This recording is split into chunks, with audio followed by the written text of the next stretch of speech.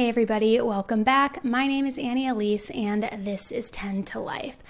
We have got some news to talk about today in the case of Gabby Petito and Brian Laundrie, because apparently Brian Laundrie did in fact confess to taking the life of his girlfriend slash fiance, Gabby Petito. So smash that like button and let's get right into it, guys. 10 to Life with Elise starts right now. All right, guys, so as I mentioned, my name is Elise, and this is 10 to Life, where we talk all things true crime. If you're brand new stopping by for the first time, welcome. I hope you enjoy the case coverage today and what I have to say. And if you do, make sure that you hit that subscribe button at the end of this video so that you get notified of upcoming live streams and new case videos as they drop. And for all of you returning subscribers, I love you. Welcome back. And let's just get right into this, guys. So we know that there has been a lot of, everything's kind of been on pause for a while regarding Brian Laundrie, Gabby Petito, the Notebook, the two families, the Petito family and the Laundrie family, arguing and battling, trying to settle about, the property and who's going to keep what. And we finally got some information. And we got some information not only regarding this case, but also some new information too regarding the murders that took place in Moab of that couple, Kylan and Crystal.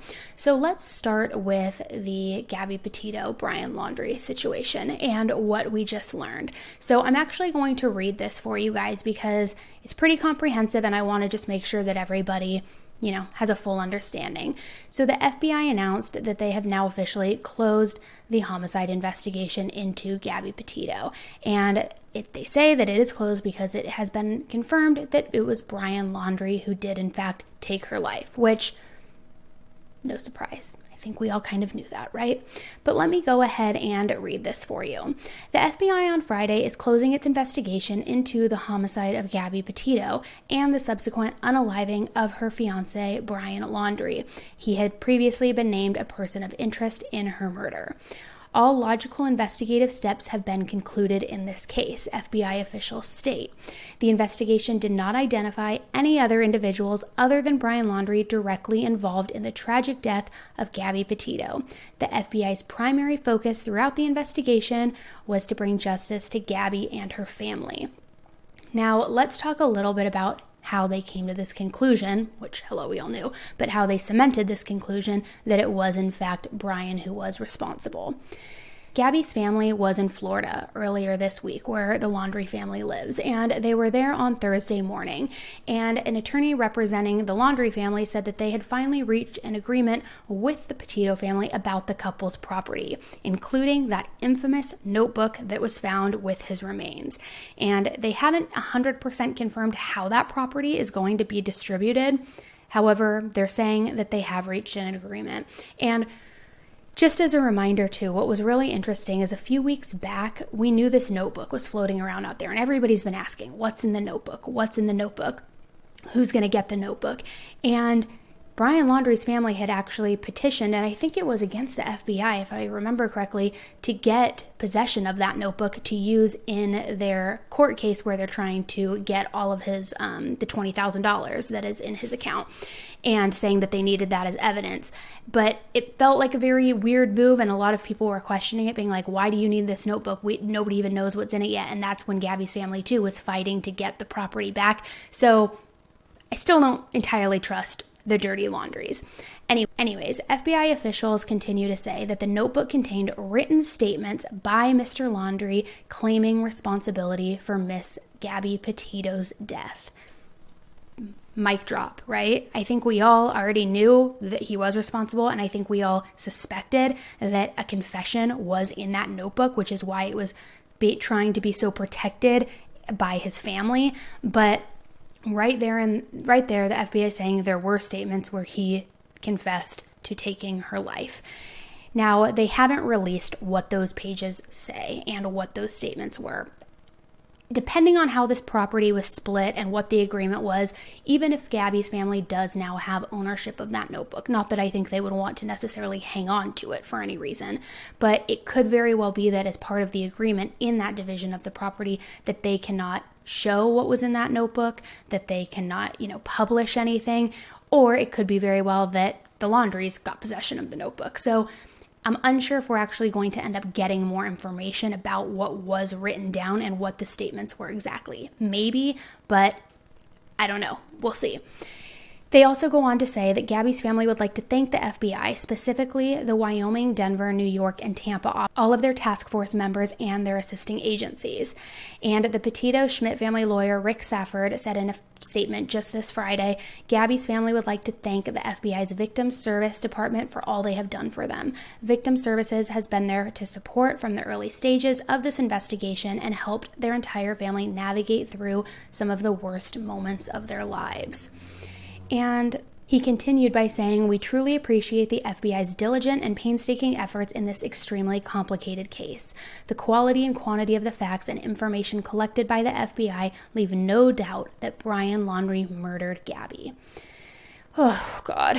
Then here we go. Laundrie's attorney, Stephen Bertolino, starts speaking out, and we all love hearing from him, right?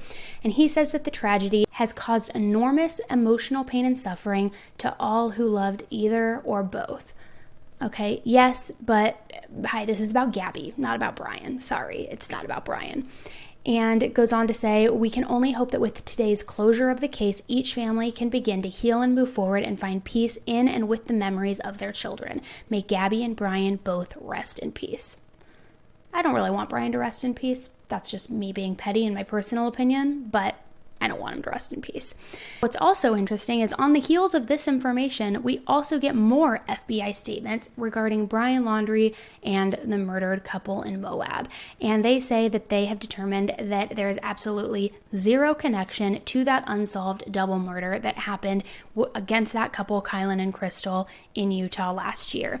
And they say that they do have people of interest, although no official suspects, but that they have ruled Brian out. And what I didn't love about that statement is that they also say they had ruled Gabby out, which I don't think anybody had assumed that Gabby would have been involved in something like that. And I get it, they need to say they ruled everything out. But in any event, they say that Brian and Gabby are ruled out and that they do have persons of interest. So I'm hopeful that that's true and they're not just BSing us, and that hopefully an official suspect will be identified and named soon so that these girls can get justice just as Gabby did. And I know that there's going to be the conspiracy theorists out there who still think that Brian probably is attached to this murdered couple, especially because the way that they were able to rule him out was particularly on electronic transmission evidence, so like cell phones and things like that, not necessarily forensic evidence that they have stated.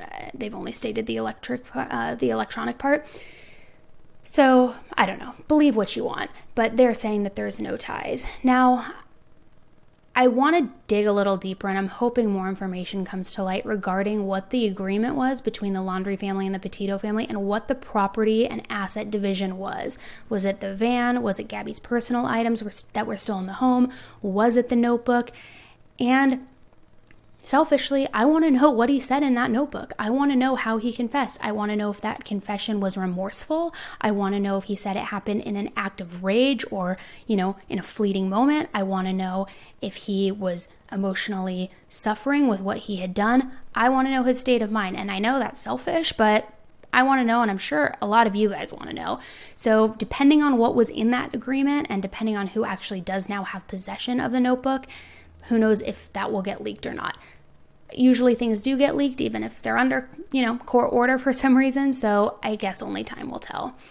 But I'm going to still try to dive a little deeper onto that agreement, onto the property division, and see what I can come up with. So stay tuned for more. I'll be back with more updates in this case. I'm glad that Gabby finally got justice in the sense that her killer was named and it is public and he isn't getting off, and it's not just a question mark anymore. Not that, I don't think it was a question mark in any of our minds, but at least it's now something concrete so that family can begin to have any tiny shred of closure. Anyways, as I mentioned, I will keep you guys updated. So again, subscribe if you haven't yet and stay notified of those updates, and I will talk with you guys all soon. Until the next case, stay safe. Bye.